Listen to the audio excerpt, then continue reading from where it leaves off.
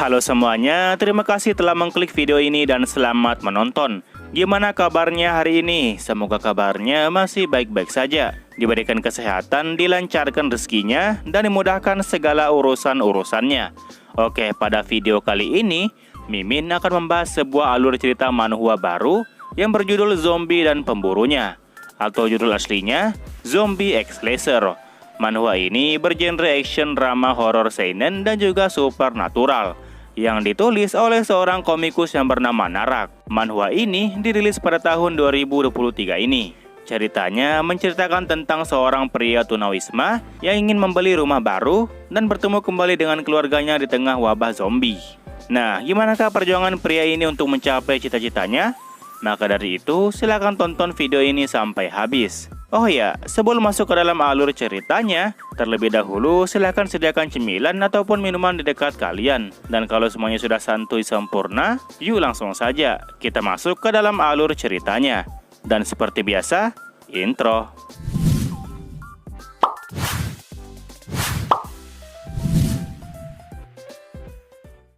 Panel cerita dimulai dengan memperlihatkan seorang pria berjas hitam yang sedang berjalan sempoyongan di sekeliling orang yang lalu lalang. Tak lama kemudian, ia pun berlutut di tanah dan mengeluarkan sesuatu dari dalam mulutnya. Orang-orang yang melihat pria berjas hitam itu tentu dibuat kebingungan dengan apa yang telah terjadi. Dan seorang pemuda yang ada di sekitar tempat itu kemudian menanyakan kondisi dari pria berjas hitam tersebut. Namun karena dilarang oleh sang pacar, maka pemuda itu pun tidak jadi untuk menolongnya. Pria berjas hitam itu kemudian mulai menaikkan kepalanya dan mulai menatap ke arah pemuda yang hendak menolongnya tadi.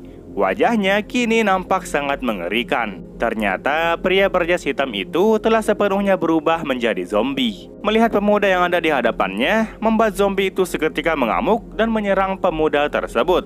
Nah, inilah merupakan awal mula dari wabah zombie yang akan menyebar di seluruh kota. Tak lama kemudian, pemberitahuan mengenai pandemi baru ini akhirnya sampai di masyarakat. Rupanya dalam waktu yang relatif singkat, sebagian besar masyarakat yang hidup di kota nampaknya telah terpapar oleh wabah zombie ini. Dan orang-orang yang belum terpapar oleh virus ini, mereka berusaha untuk bertahan hidup dengan cara melarikan diri. Dan mereka juga tidak lupa untuk membuat sebuah tempat perlindungan. Pemerintah juga membangun sebuah blokade yang terletak di sekitar daerah Busan. Blokade yang dimaksud adalah tumpukan kontainer yang disusun membentuk sebuah dinding. Dan perbatasan Busan ini merupakan garis pertama yang ditugaskan untuk polisi.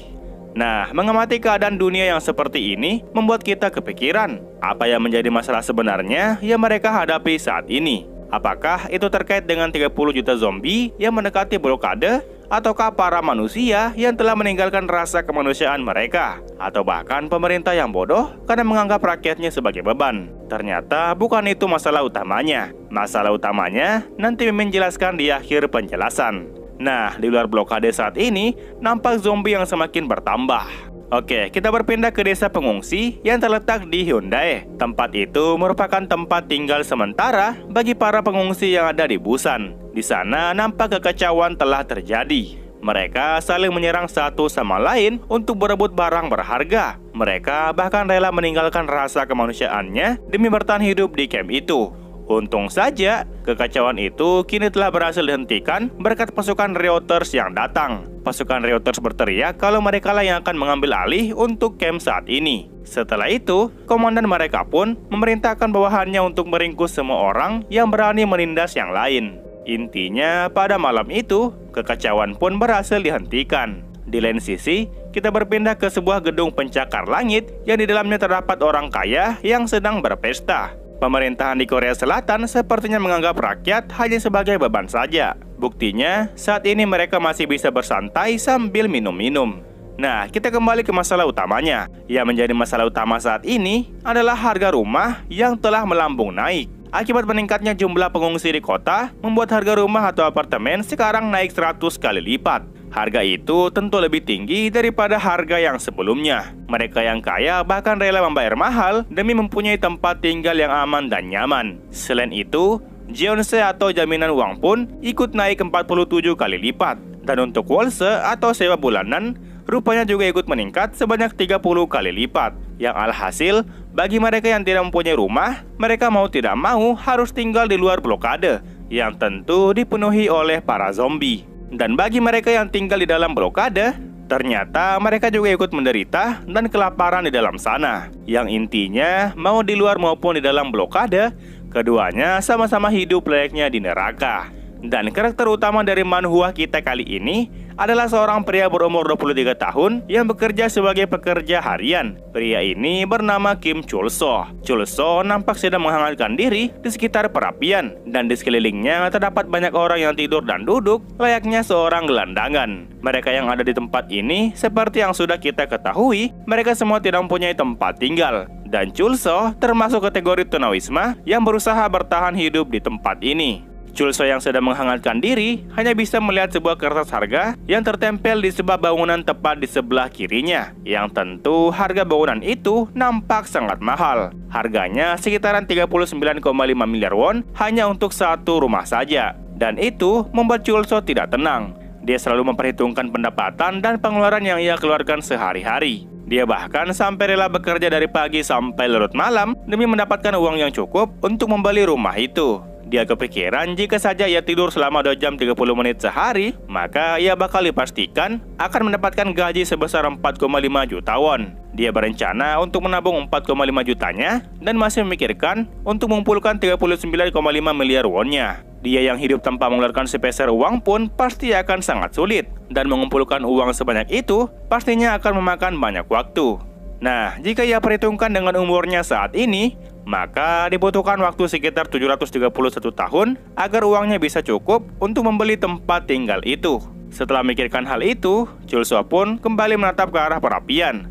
Chul-so merasa bahwa dia tidak akan pernah bisa membeli tempat tinggal jika dirinya bekerja dengan cara jujur. Dia di sini mulai menghela nafasnya dan menarik kemejanya yang tertiup oleh angin. Satu-satunya jalan yang tersisa bagi Chul-so saat ini adalah mengikuti iklan yang ia lihat di atas apartemen. Itu merupakan sebuah gerakan di mana mereka akan mendapatkan kembali wilayah yang sudah dikelilingi oleh para zombie. Menurut si pengiklan, masyarakat yang saat ini sedang kelaparan bahkan susah tidur di ruang terbuka pasti sudah lelah menjadi seorang tunawisma. Dan yang menyebabkan mereka menjadi tunawisma adalah karena kemunculan dari para zombie itu. Si pengiklan paham kalau semua masyarakat membencinya. Maka dari itu, si pengiklan pun memperkenalkan gerakannya kepada seluruh lapisan masyarakat yang melihat promosinya ini. Dia akan melakukan gerakan untuk mendapatkan kembali wilayah. Mereka akan membunuh para zombie laknat itu dan memiliki wilayah masing-masing. Sesama rekan seperjuangan, pastinya tidak ingin melihat mereka hidup tertindas oleh para zombie lagi. Dengan mencoba keluar dari blokade dan membunuh salah satu zombie saja, kemudian setelah itu membawa buktinya kepada mereka, maka para tunawisma itu akan mendapat 5 juta won per kepalanya. Ya, hanya dengan keluar blokade, mereka bisa mengubah hidup yang awalnya tidak bercukupan kini menjadi terpenuhi. Dan lagi pula, apabila mereka tetap berada di dalam blokade, mereka tetap saja akan merasa sengsara.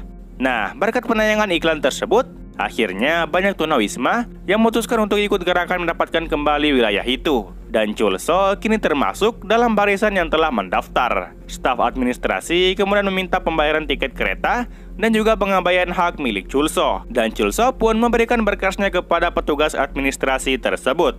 Nah, setelah semuanya dihitung secara keseluruhan, jumlah 1,2 juta won akhirnya berhasil dikonfirmasi. Tiket kereta yang akan membawa Chul-so ke Pohang kini telah terkonfirmasi. Dan Chul-so ditempatkan ke platform keberangkatan yang berada di nomor 3. Chul-so nampaknya sudah memikirkan hal ini matang-matang. Setidaknya, dia sudah menabung 1,2 juta won sampai hari ini, yang akan ia gunakan sebagai dana darurat. Dan sekop yang saat ini dimasukkan ke dalam tasnya merupakan sekop yang telah ia curi dari kantor tempatnya bekerja sebagai kuli. Chul-so di sini mulai menggenggam tiketnya dengan cukup keras, karena berhasil memutuskan telah melakukan all-in sepenuhnya. Mau nantinya ia menjadi zombie atau berhasil mendapatkan rumah dan memiliki kebebasan yang selama ini Chul-so inginkan, dia akan segera mengetahuinya tidak lama lagi. Nah, saat ia berjalan menuju kereta, seseorang kemudian menabraknya dari arah belakang, dan orang tersebut akhirnya jatuh ke lantai. Semua anak panah yang telah ia siapkan sebelumnya kini telah berantakan di lantai, dan orang itu kemudian bangun dari lantai dan bertanya kepada Chul-so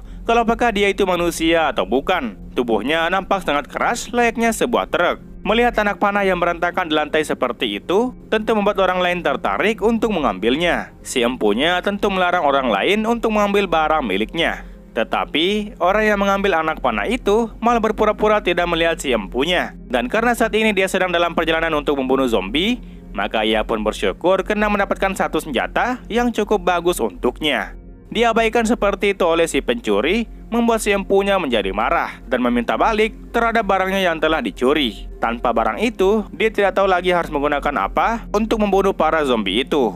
Nah, karena si empunya terlalu cerewet, maka si pencuri itu pun menjambak rambutnya, sembari berkata kepada si empunya kalau orang sepertinya tidak pantas untuk membunuh zombie. Mempertahankan senjatanya saja bahkan tidak bisa, apalagi untuk membunuh zombie. Dia menyuruh si empunya untuk segera menyerahkan barangnya dan juga menyuruhnya untuk lekas pulang. Namun karena melihat penampilan dari si empunya yang lemah seperti itu, membuat si pencuri berubah pikiran dan hendak membawanya bersama sebagai umpan untuk memancing para zombie. Si empunya di sini berusaha untuk melepaskan diri dari jambakan si pencuri itu. Nah, saat si pencuri hendak pergi dari sana, tangan kanannya kemudian dipegang oleh Chulso. Si pencuri bertanya kepada Chulso mengenai kenapa ia ikut campur dalam masalah ini. Si pencuri juga menambahkan untuk jangan bertingkah layaknya seorang pahlawan dan menyuruhnya agar melepaskan tangannya dari orang ini. Chulso di sini hanya terdiam dan tidak mengatakan apapun kepada si pencuri. Setelah itu, Chulso pun menarik tangannya kembali. Si pencuri yang merasa kalau Chulso tidak berani untuk melawannya,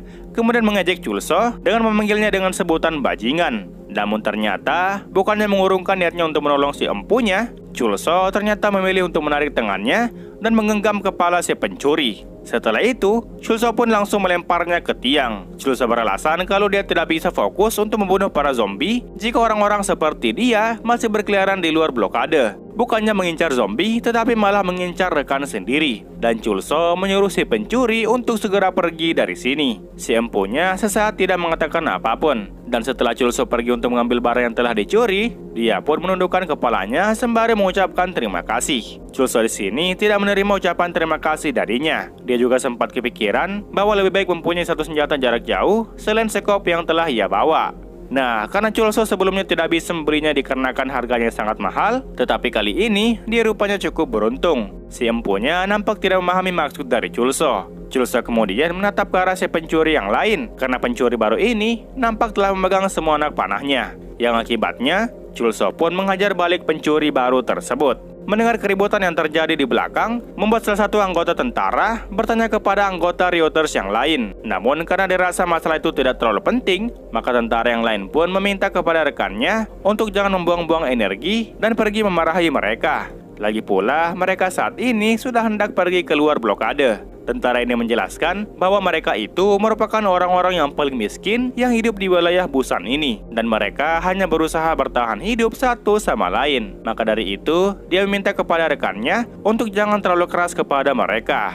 Mereka saat ini nampak begitu bersemangat saat mengetahui kalau satu kepala zombie saja bisa mendapatkan uang yang sangat banyak. Namun nyatanya, yang mereka tidak ketahui kalau operasi ini dilakukan untuk bertujuan mengurangi populasi tunawisma yang berada di dalam blokade. Dan si tentara menyebut mereka itu sebagai kelompok orang bodoh. Di sana, Chulso nampak sudah menghajar dua pencuri dan hendak memasuki kereta yang mengarah keluar blokade. Dan si empunya panah yang tadi juga nampak mengikuti Chulso dari arah belakang. Nah, tak lama kemudian kereta pun mulai berjalan.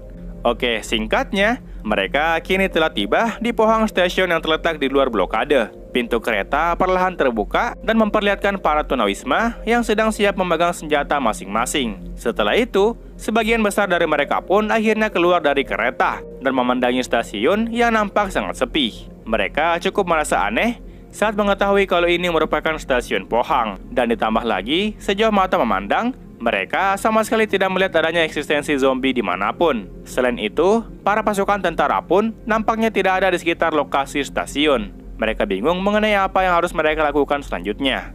Chulso sepertinya cukup tenang dan menunggu pergerakan dari yang lain. Dan di samping kirinya, terlihat si empunya panah yang mencoba untuk mengambil kembali busurnya. Sesaat kemudian, pemberitahuan pun terdengar dari arah belakang mereka. Para tunawisma nampak cukup terkejut saat mendengar pengumuman yang tiba-tiba seperti itu. Mereka bahkan menggunakan pengeras suara yang dimana itu dapat memancing para zombie. Inti dari pengumuman itu adalah memberitahukan kepada seluruh masyarakat yang terikut dalam operasi ini bahwa mereka membuat operasi ini hanya dengan satu tujuan saja, yaitu untuk mengurangi populasi agar lahan pertanian mereka bisa aman. Maka dari itu, mereka pun dikirim kemari. Setelah menyampaikan pengumuman, mereka pun kemudian mengirimkan suara yang sangat keras, sampai-sampai membuat telinga para tunawisma menjadi berdengung. Mereka bertanya-tanya tentang apa yang telah terjadi saat ini. Nah, setelah suara keras barusan telah selesai, mereka pun kembali menyampaikan bahwa Busan dan pemerintah akan mengingat pengorbanan dari para tunawisma. Setelah itu, mereka pun lanjut mengeraskan suaranya. Para tunawisma kini dibuat melotot saat melihat sekumpulan zombie yang dengan cepat berlari ke arah mereka. Salah satu tunawisma berteriak untuk menghentikan suara keras itu, karena suara itu akan memancing zombie lebih banyak lagi. Namun meskipun sudah diteriaki seperti itu, suara kerasnya ternyata masih terus dibunyikan, hingga keretanya berjalan kembali untuk masuk ke dalam blokade. Mereka nampaknya sudah terjebak oleh harapan palsu. Para tunawisma tidak menyangka bahwa pemerintah akan sangat kejam kepada mereka. Nah, sebagian yang masih ada di dalam gerbong kereta, mereka berusaha untuk menjatuhkan yang keluar tadi. Karena yang keluar tadi sempat melompat ke dalam pintu gerbong, dan karena dia, pintunya pun tidak bisa tertutup. Namun sepertinya mereka telah terlambat.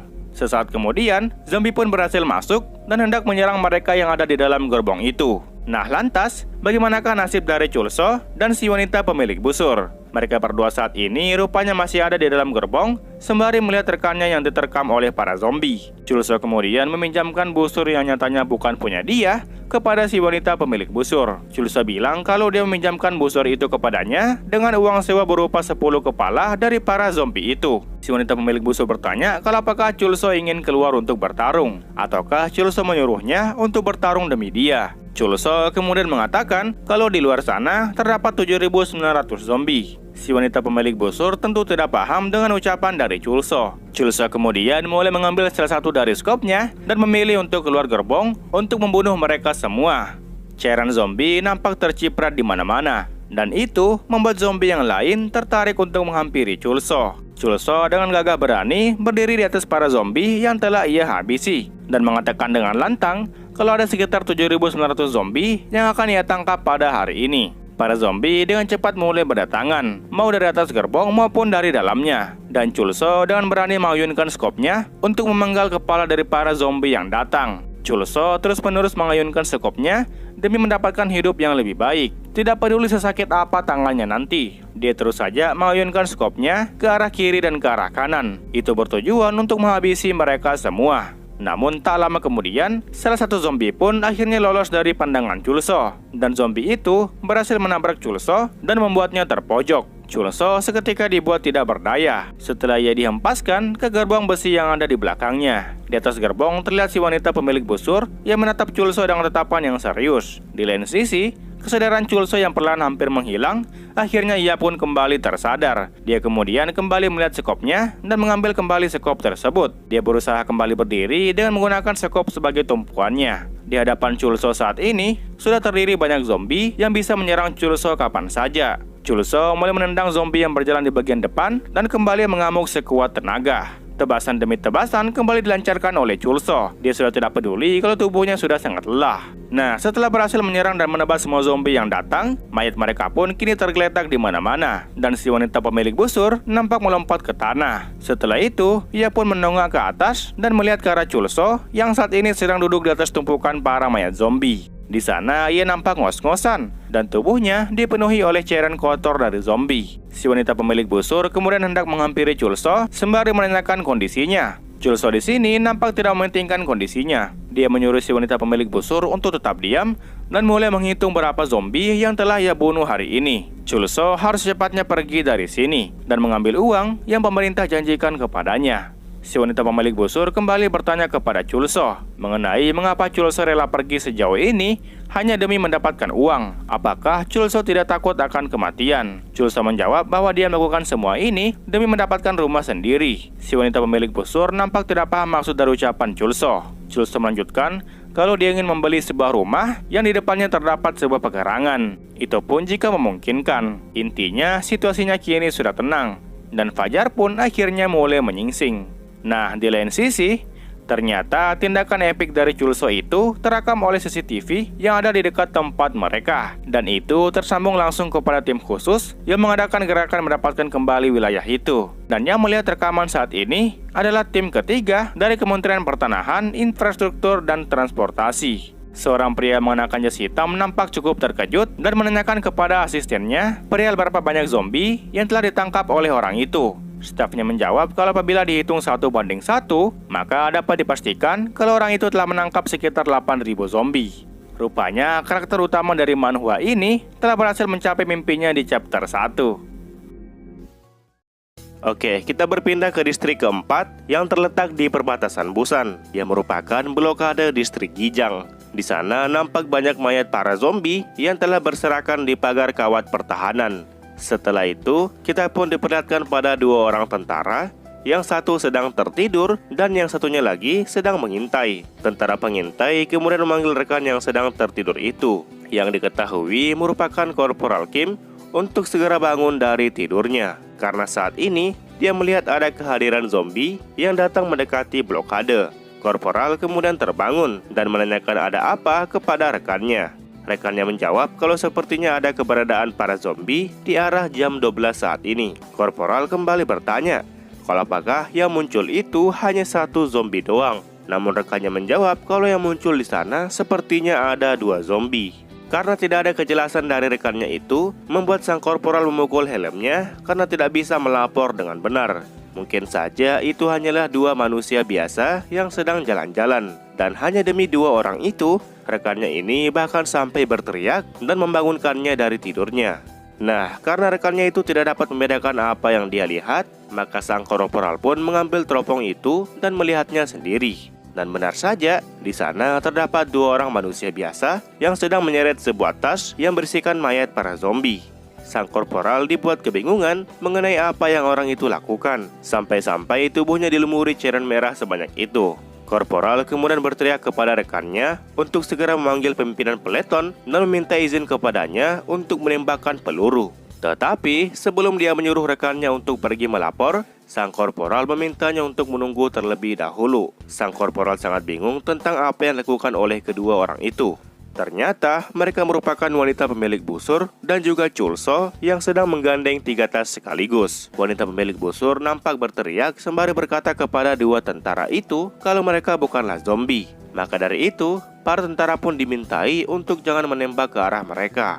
Terlihat di depan blokade yang sangat tinggi itu, terdapat lahan yang cukup luas untuk membantai para zombie yang berdatangan. Singkatnya, mereka berdua pun diizinkan masuk ke ruangan resepsi. Di sana terdapat 3 orang berjas hitam yang sedang memandangi Chulso yang dipenuhi oleh cairan zombie. Dan si wanita pemilik busur juga nampak melirik ke arah Chulso. Pria berjas yang merupakan seorang pimpinan di tempat ini kemudian mulai menghitung jumlah kepala yang telah dikumpulkan oleh mereka berdua. Dan terdapat sebanyak 8.021 kepala yang berhasil dikumpulkan. Nah, karena satu kepala dinilai 5 juta won, jadi jumlah keseluruhannya adalah... Asistennya kemudian mulai membuka sebuah koper di depannya dan sang pimpinan menyebut jumlah aslinya, yaitu 40 miliar, 105 juta won. Uang itu membuat si wanita pemilik busur nampak sangat terpana. Sementara Chulso, dia hanya memberikan ekspresi yang datar. Nah, sebelum mereka berdua menerima hasil pembayaran ini, mereka terlebih dahulu mempunyai permintaan kepada mereka berdua, yaitu untuk menjaga kerahasiaan yang berhubungan dengan operasi mendapatkan kembali wilayah ini. Mereka berdua dimintai untuk menandatangani sebuah perjanjian agar mereka tidak membocorkan informasi yang telah mereka dapatkan kepada orang lain. Sang asisten di belakang nampak berbisik kepada sang pimpinan mengenai uang yang mereka keluarkan itu. Dia bertanya kepada sang pimpinan perihal apakah sang pimpinan akan membiarkan mereka berdua begitu saja. Sang pimpinan membalas kalau bajingan gila yang sedang duduk di hadapannya ini merupakan orang gila yang telah membunuh semua zombie itu. Jadi jika mereka tidak membayar sesuai dengan yang telah dijanjikan, maka mereka tidak tahu apa yang akan terjadi di tempat ini. Bisa saja blokade ini akan menjadi target selanjutnya. Sang pimpinan tentu mempunyai sebuah rencana lain. Pertama-tama, mereka akan membayarnya seperti biasa. Setelah itu, dia harus mengembalikan uang itu dengan cara membayar pajak kepada pemerintah. Karena itulah yang menjadi tugas sebagai seorang pegawai negeri. Di lain sisi, Chulso nampaknya sudah membuat perjanjian di atas sebuah kertas. Nah, setelah menerima pembayaran dari sang pimpinan, mereka berdua pun kini berjalan keluar gedung sembari menggandeng 4 koper uang sekaligus. Si wanita pemilik busur kemudian bertanya kepada Chulso mengenai kemana ia akan pergi sekarang. Chulso di sini tidak menjawab pertanyaan dari wanita pemilik busur, melainkan ia malah menurunkan kopernya dan mulai mengeluarkan segepok uang dari kopernya.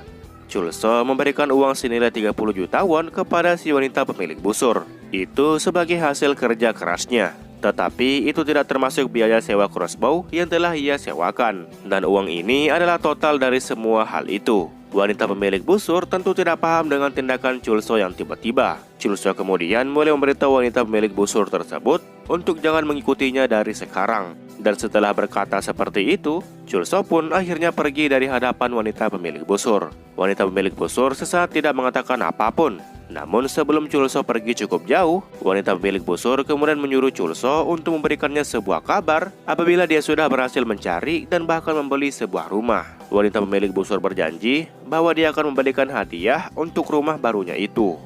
Oke, singkatnya, jumlah uang yang senilai 39,5 miliar pun seketika dihabiskan untuk membeli sebuah rumah yang terdapat halaman kecil di depannya.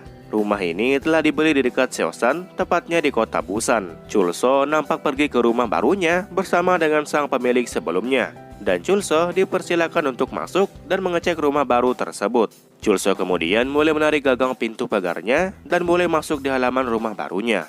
Akhirnya, Chulso berhasil menggapai mimpinya dalam 2 chapter doang. Setelah melewati pekarangan rumah, ia pun kini mulai masuk ke dalam inti rumahnya. Nah, jika ceritanya sudah berakhir sampai di sini, maka pasti penonton bakalan kecewa dan ceritanya menjadi sedikit tidak menarik. Maka dari itu, sang author pun membuat alur cerita yang lain. Oke, saat Chulso melangkah dan hendak masuk ke dalam ruang tamu, tiba-tiba saja kakinya tertusuk oleh sebuah paku yang terdapat di lantai. Di paku itu terdapat sebuah cairan hitam yang merupakan cairan dari zombie. Hal itu membuat Chulso kembali teringat dengan ucapan sang pimpinan waktu di ruangan resepsi sebelumnya. Saat mereka berdua hendak pergi dari sana, sang pimpinan menyuruh mereka berdua untuk meninggalkan sekop dan tas menjijikan yang telah mereka bawa. Sang pimpinan beralasan kalau benda yang telah berlumuran cairan zombie itu dapat menjadi ancaman keamanan bagi mereka. Nah, karena itu, Chulso pun saat ini dibuat menjadi sangat kesal. Urat hitam misterius seketika menjalar ke tubuh Chulso, mulai dari leher, tangan, kepala, dan akhirnya mencapai otaknya. Yang alhasil kepribadiannya pun akhirnya berubah drastis. Di saat-saat mencekam seperti itu, Chulso seketika teringat saat mereka duduk berdua dengan saudara kandungnya. Saat itu, mereka berdua telah terpisah dari sosok sang ayah dan sang ibu saat pemerintah sedang melakukan evakuasi. Tetapi meskipun begitu, Chulso merasa kalau mereka berdua masih hidup sampai sekarang. Maka dari itu, Chulso pun memberitahukan saudara kandungnya bahwa dia akan segera membeli sebuah rumah. Chulso menjelaskan kepada saudaranya bahwa dia ingin membeli sebuah rumah yang memiliki halaman di depannya.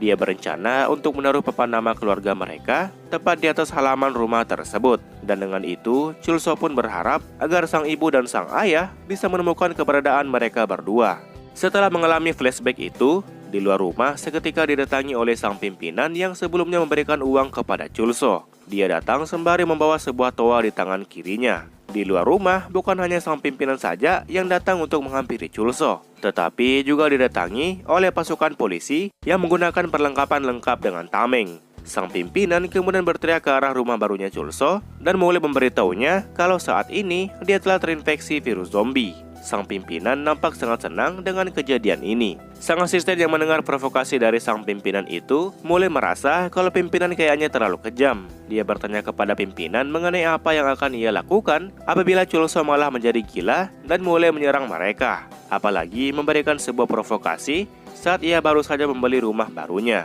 Bagi sang asisten, itu terasa sangat tidak manusiawi. Sang pimpinan menjelaskan kepada sang asisten jika muncul sebuah rumor yang mengatakan kalau ada orang yang selamat dari operasi yang telah dijalankan sebelumnya, maka bakalan ada kemungkinan kalau para slasher itu akan mencoba untuk mengintai Chulso terlebih dahulu.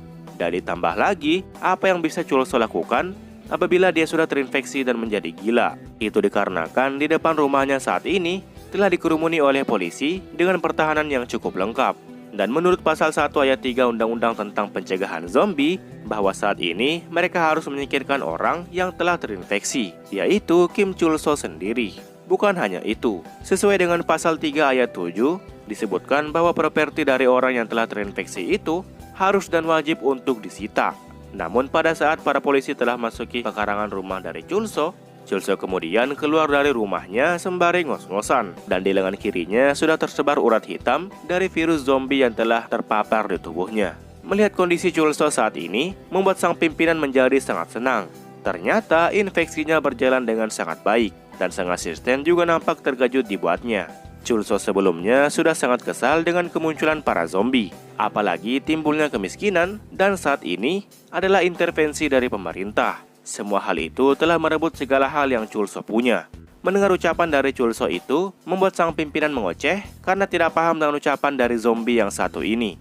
Chulso seketika berteriak dengan keras kalau dia hanya ingin mempunyai rumah saja. Dia bahkan sampai bertanya kalau apakah ini merupakan mimpi yang sangat besar sehingga dunia tidak mengizinkannya. Dia sudah bersusah payah untuk membeli sebuah rumah yang akan ia gunakan untuk menunggu keluarganya tiba.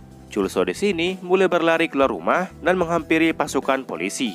Chulso bertanya sembari menangis mengenai kenapa mereka begitu jahat kepadanya.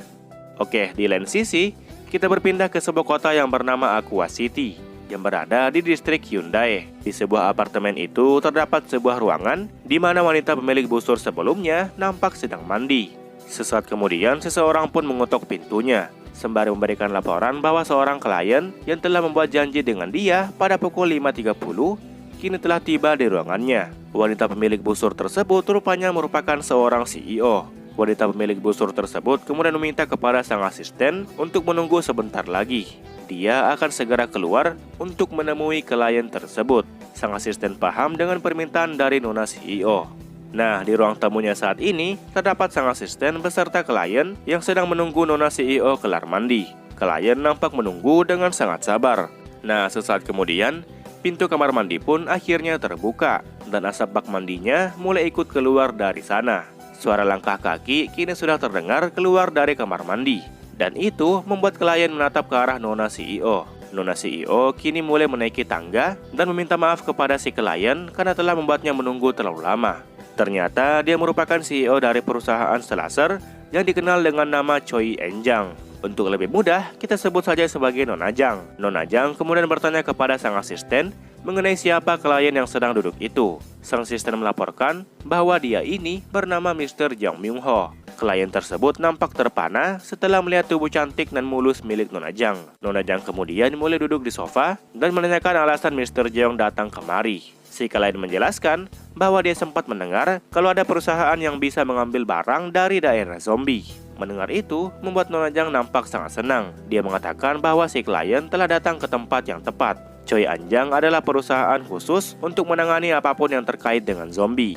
Nona Jang menjelaskan kalau perusahaan yang ia pimpin saat ini merupakan perusahaan yang memiliki keahlian dalam berbagai tugas yang berkaitan dengan zombie, seperti membersihkan area zombie dan mengumpulkan barang atau orang yang ada di area zombie tersebut. Si klien mengakui kalau dia saat ini hanya mempunyai uang tunai sekitar 1 miliar won saja. Mendengar kalau dana yang dimiliki oleh si klien hanya 1 miliar won saja, membuat Nona Jang meletakkan kembali cangkirnya dan mulai menatap tajam ke arah klien tersebut. Nona Jang menegaskan bahwa dia tidak terima waktunya dibuang sia-sia dengan membiarkan seorang pengemis untuk tinggal di ruang tamunya. Dan Nona Jang di sini bertanya kepada sang asisten mengapa dia tidak segera mengeluarkannya dari sini. Si klien meminta kepada Nona Jang untuk menunggu sebentar karena benda yang akan ia keluarkan ini akan lebih besar nilainya daripada uang 50 miliar won. Jadi sebelum epidemi zombie dimulai, si klien sempat membeli beberapa bitcoin untuk bersenang-senang. Dan dalam beberapa tahun terakhir, dolar dan won pun nampaknya telah runtuh.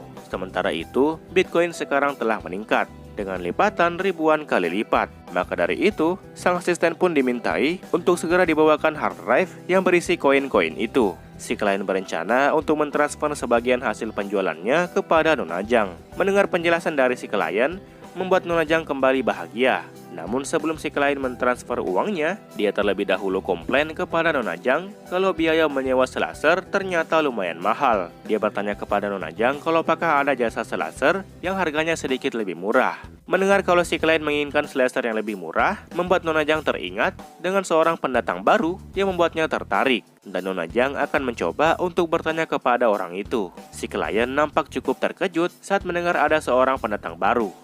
Nah, setelah kesepakatan telah terbentuk, klien itu pun kemudian menyerahkan kartu namanya kepada Nona Jang dan mempercayakan semuanya kepada perusahaan selaser. Dan setelah itu, klien itu pun pergi dari ruangannya.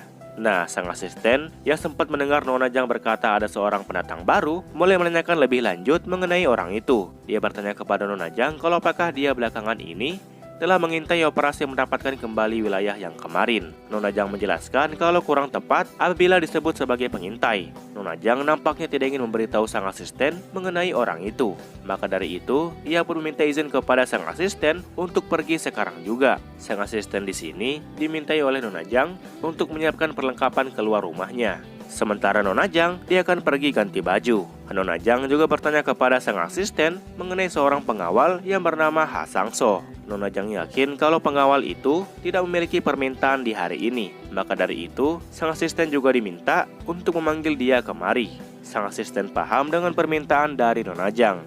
Oh iya, dan sebelum Nona Jang pergi ganti baju, Nona Jang juga meminta kepada sang asisten untuk menyiapkan sebuah tisu untuk pesta syukuran rumah baru. Sepertinya Nona Jang bertujuan untuk pergi ke rumah baru dari Chulso. Nona Jang tidak tahu kalau Chulso saat ini sedang mengalami masalah yang sangat serius. Chulso berteriak kepada para polisi yang ada di depan rumahnya bahwa dia cuma ingin punya satu rumah doang. Apakah mimpi miliknya ini sebegitu besarnya sampai-sampai dunia tidak mengizinkannya? Rumah barunya ini akan Chulso gunakan untuk menunggu keluarganya tiba. Chulso kini mulai berlari menghampiri para polisi sembari berteriak dengan keras mengenai mengapa mereka semua sangat jahat kepada dirinya. Chulso bahkan sampai dibuat nangis akibat kejadian ini. Nah, di dunia ini terdapat satu pepatah yang isinya tentang larangan untuk membuat orang lain terpojok. Sementara itu, setelah blokade telah terbentuk, pemerintah akhirnya membuat satu aturan yang diam-diam beredar di antara para polisi dan juga para tentara mengenai memojokkan orang lain yang telah terinfeksi oleh virus zombie.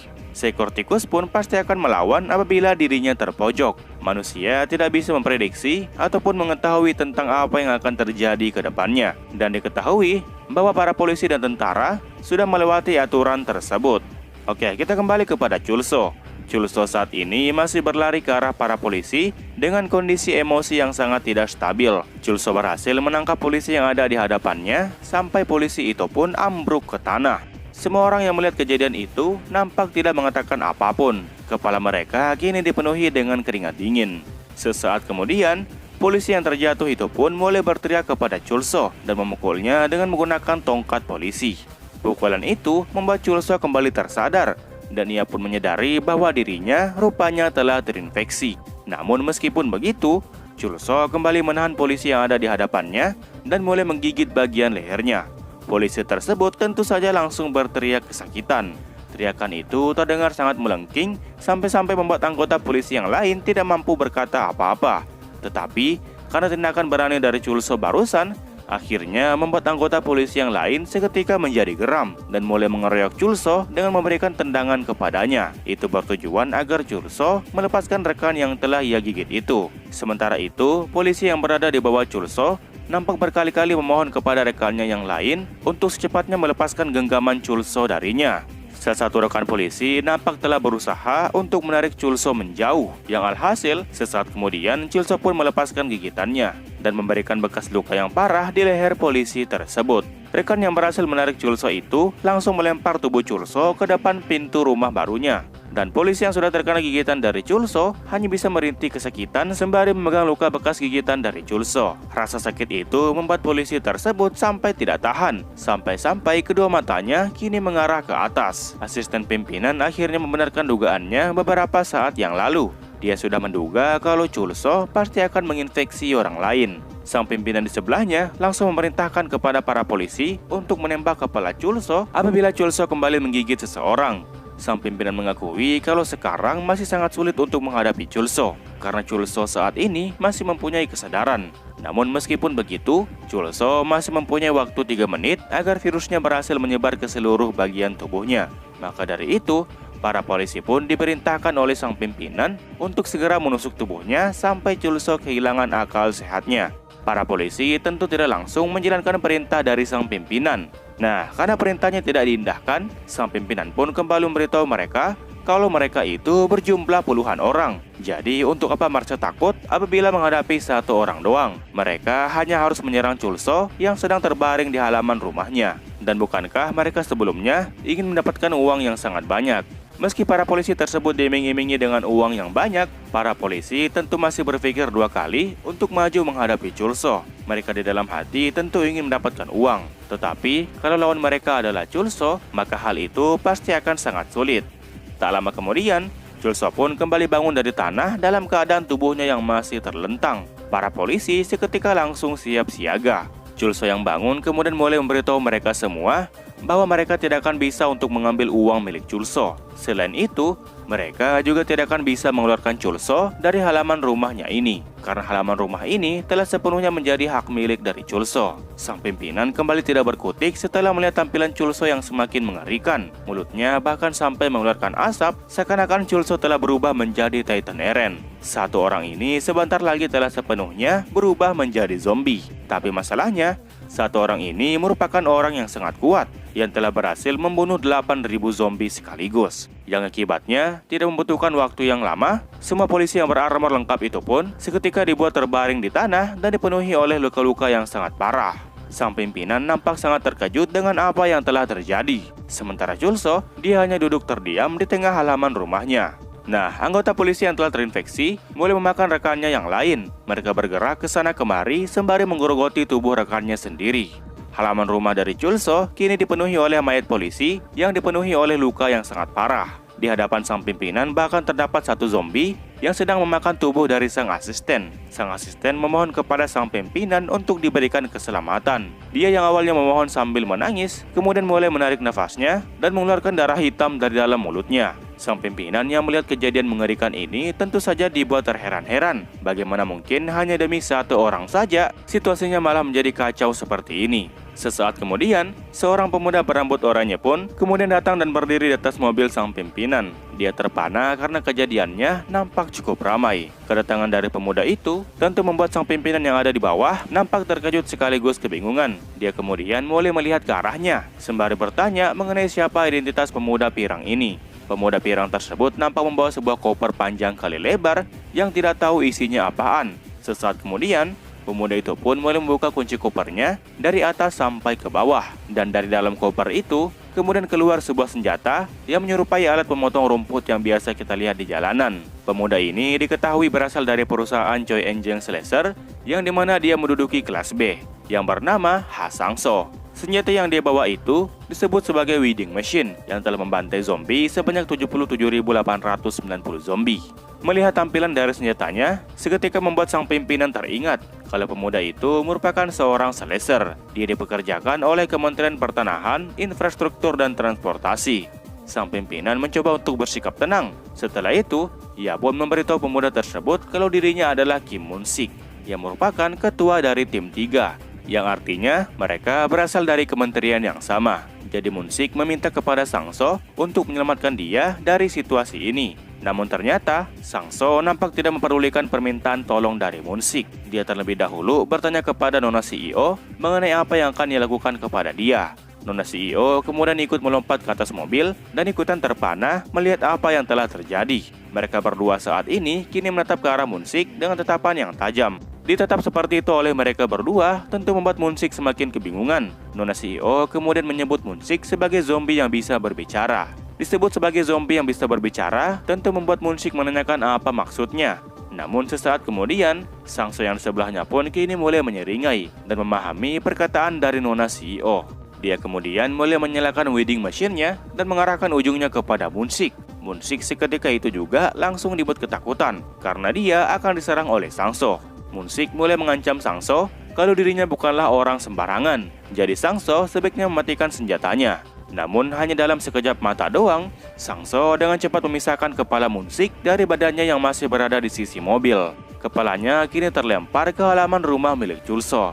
Menyadari sesuatu datang ke arah mereka, para zombie polisi pun kemudian mulai berbalik dan berlari ke arah Sang-so berada. Sang-so seketika melesat dari tempat ia berdiri sebelumnya dan menyerang para zombie polisi dengan serangan zigzag yang sangat cepat. Serangan dari Sang-so nampak sangat mudah membelah tubuh dari para zombie polisi tersebut. Sangso berniat untuk menghabisi seluruh zombie polisi yang berkeliaran di halaman rumah dari Chulso, dan Sangso hanya menyisakan Chulso seorang.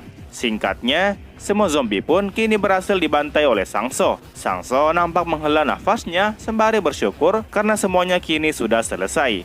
Sangso kemudian kembali bertanya kepada Nona CEO tentang seorang pria berkaus putih yang ada di hadapannya itu. Kedua matanya saat ini sepertinya sudah hampir berubah. Sangso menduga kalau orang tersebut hampir berubah menjadi zombie.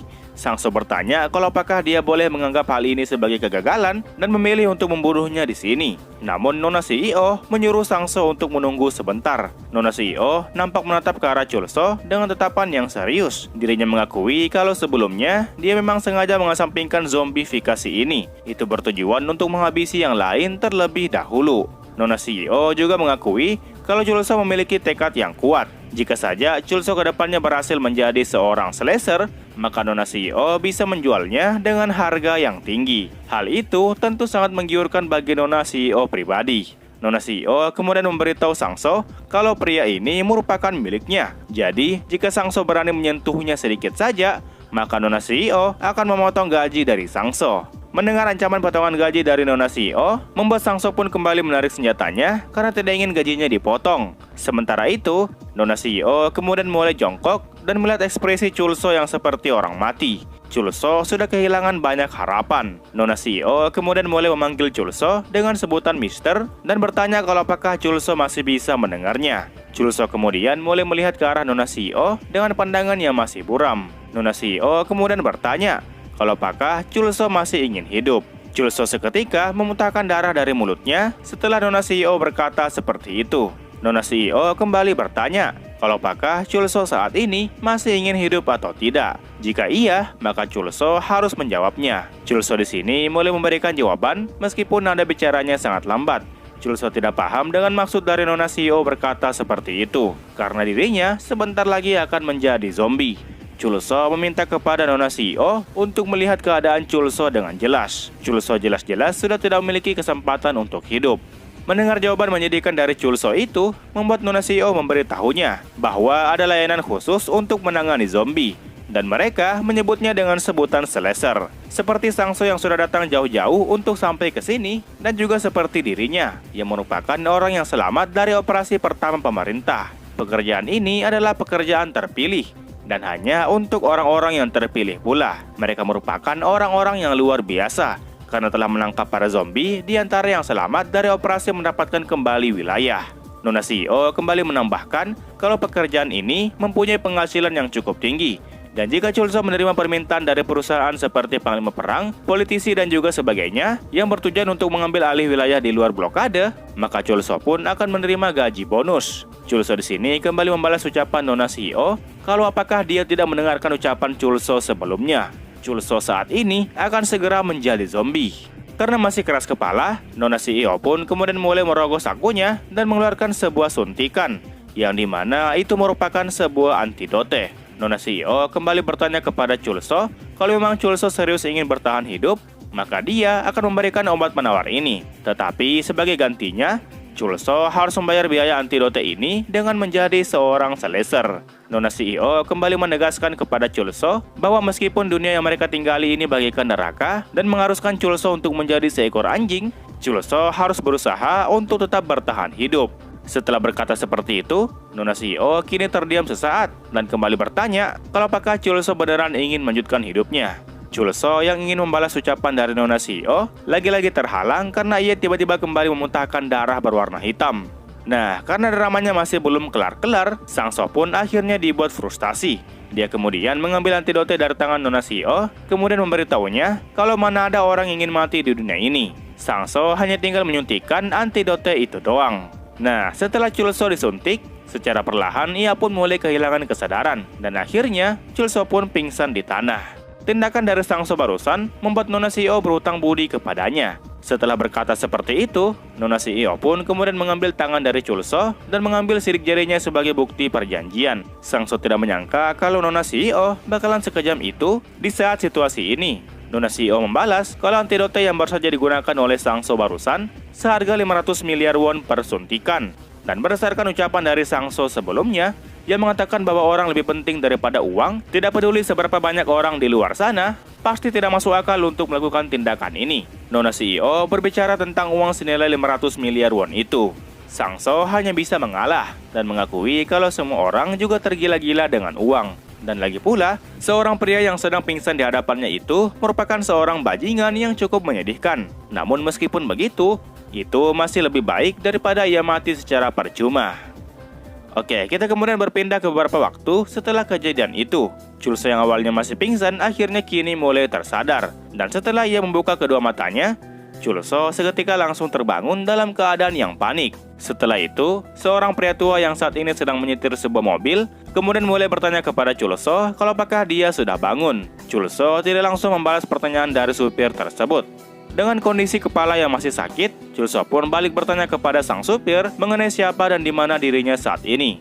Sang supir tidak paham maksud pertanyaan dari Chul So. Chul So saat ini jelas-jelas ada di dalam mobil taksi. Setelah menjawab pertanyaan dari Chul So, sang supir itu pun kemudian balik bertanya perihal berapa banyak kejadian yang Chul So ingat sebelumnya. Chul So awalnya tidak paham dengan maksud pertanyaan berapa banyak itu. Dia ingat bahwa awalnya dia pergi ke stasiun Pohang untuk menangkap zombie.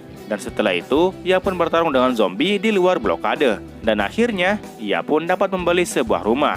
Namun setelah membeli rumah itu, Chul So pun seketika ingat bahwa tubuhnya digerogoti oleh virus zombie yang berasal dari paku yang telah dia pijak. Yang alhasil, Chul So pun kembali menyadari kalau bukankah dia sebelumnya telah terinfeksi oleh darah zombie. Chul So langsung mulai memegang perutnya dan memeriksa semua bagian tubuhnya, termasuk melihat wajahnya sendiri di sebuah tablet yang ada di belakang kursi taksi. Di sini, Chul So merasa cukup terkejut saat mendapati bahwa dirinya baik-baik saja. Mengetahui Chul So telah mengingat semuanya, membuat sang supir menjadi lega. Setelah itu, sang supir kembali bertanya kepada Chul So kalau apakah dia masih ingat dengan sosok wanita berambut perak atau abu-abu kemarin. Chul So mencoba mengingatnya kembali. Dia sangat jelas mengingat bahwa wanita berambut perak tersebut menawarkan kepadanya untuk bertahan hidup. Akhirnya, Chul So pun menyadari kalau dia merupakan wanita yang memakai masker gas yang sudah menemaninya saat di luar blokade waktu itu. Chul So sangat ingat bahwa waktu itu dia beneran terinfeksi. Chul So juga yakin kalau pada saat itu dia juga berada di halaman rumah barunya. Nah, karena Chul So masih mempunyai banyak pertanyaan di kepalanya, membuat sang supir memberitahu Chul So untuk menyentuh tablet yang ada di depannya itu. Karena di dalamnya terdapat sebuah video yang dimana video itu akan menjawab beberapa pertanyaan dari Chul So secara kasar. Sang supir mengakui kalau dia saat ini tidak bisa memberikan penjelasan lengkap kepada Chul So karena dia saat ini harus berkonsentrasi saat menyetir mobil taksi. Tanpa diduga, mereka berdua saat ini malah pergi keluar blokade di mana terdapat banyak zombie yang berkeliaran. Melihat mobil taksi mereka yang lewat, membuat para zombie yang ada di jalanan mulai menghampiri mobil mereka. Sang supir dengan cepat langsung membanting setirnya sehingga mobil pun melaju secara zigzag. Sang supir berhasil melewati para zombie tanpa menyentuhnya sekalipun. Chul So yang berada di belakang bahkan sampai terombang-ambing karena mobilnya bergerak secara zigzag. Setelah itu, Chul So kemudian mulai menyentuh tablet yang ada di depannya dan dari sana kemudian muncul sebuah video dari wanita berambut perak sebelumnya. Wanita berambut perak tersebut menyambut Mr. Chul So dan mulai memperkenalkan dirinya yang bernama Choi Ah Jeong. Dia merupakan instruktur slasher yang akan menyampaikan informasi pada hari ini. Chul So yang melihat penampilannya yang berjas lengkap seperti itu membuat Chul So menjadi kebingungan. Nah, Jeong mulai menceritakan tentang apa slasher itu. Jadi, seperti yang telah ia katakan sebelumnya, slasher ini merupakan sebuah kata yang mengacu pada layanan khusus yang bertujuan untuk menangani para zombie. Mereka menerima permintaan dari para klien apabila para klien meminta mereka untuk merebut kembali wilayah. Bukan hanya merebut kembali wilayah, mereka juga mampu untuk mengumpulkan barang, menyelamatkan para survivor, dan menangani target tertentu.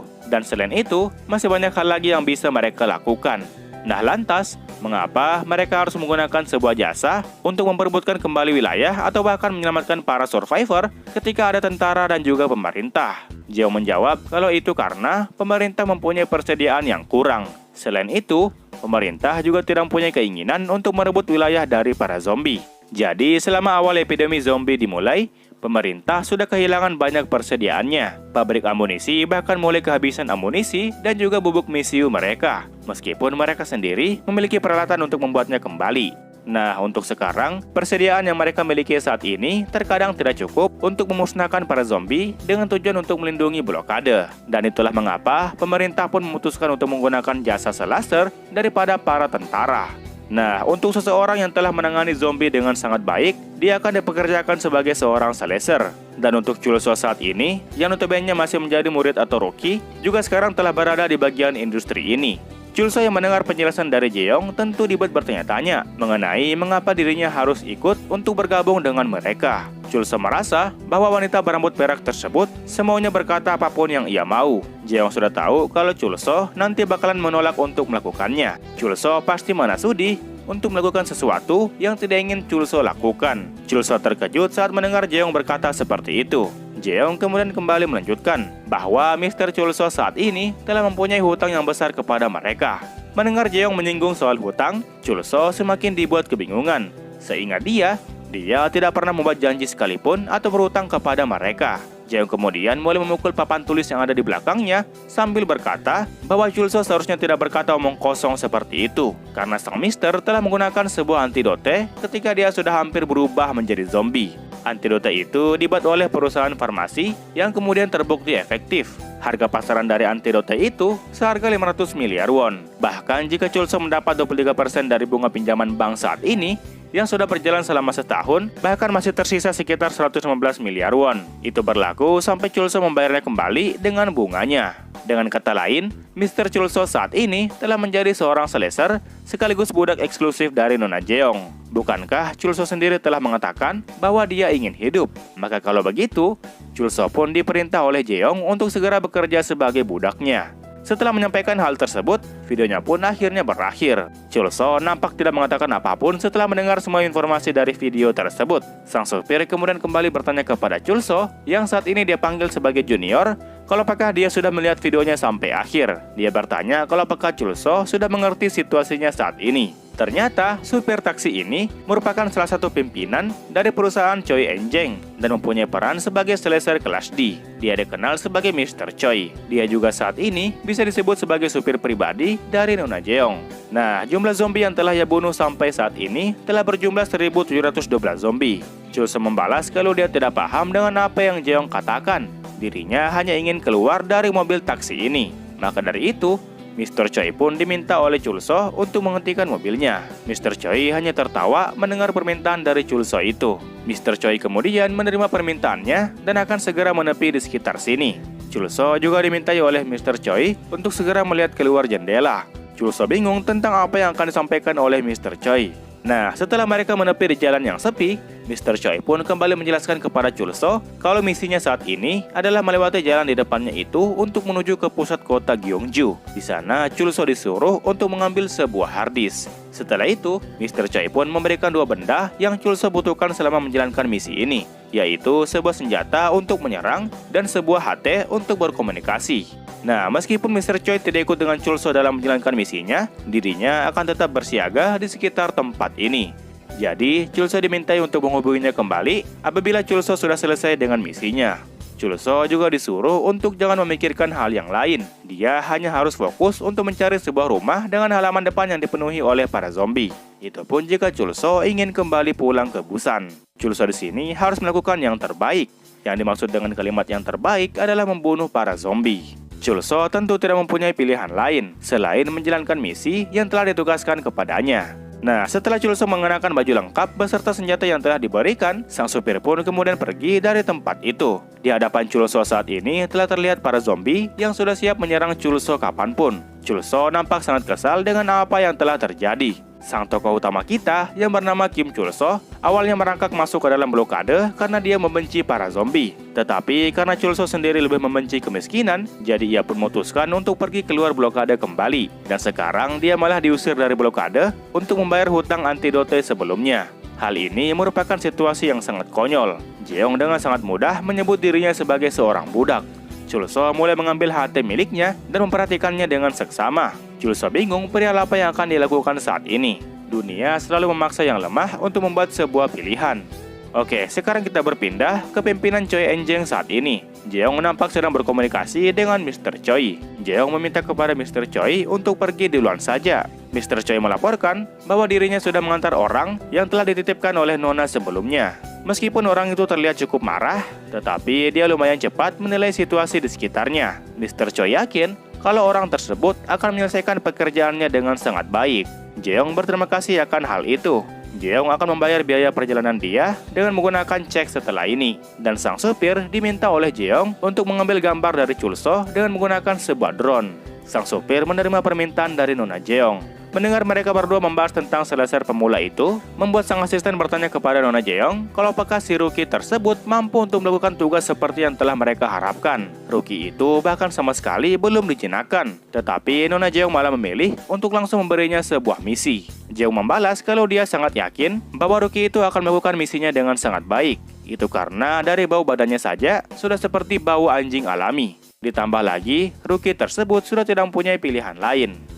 Nah, kita kembali kepada Chul So. Para zombie kini mulai bergerak untuk menyerang Chul So yang diam saja. Chul So mulai kembali masukkan hatinya ke dalam sakunya dan mulai berteriak bahwa situasinya benar-benar sangat menyebalkan. Semua urat kepala dari Chul So seketika muncul dengan sangat jelas. Sementara Jeong di lain sisi kembali menambahkan kalau uang yang sebanyak itu tidak akan bisa dia kembalikan hanya dengan menarik gerobak di Hyundai. Yang artinya Chul So harus membayarnya dengan menjadi seorang saleser. Oke lah, mungkin sekian alur cerita manhwa kali ini. Jangan lupa untuk meninggalkan jejak di video ini berupa komentar dan juga like-nya. Oke, terakhir nama gua Rusdi. Sampai jumpa di video berikutnya. Assalamualaikum.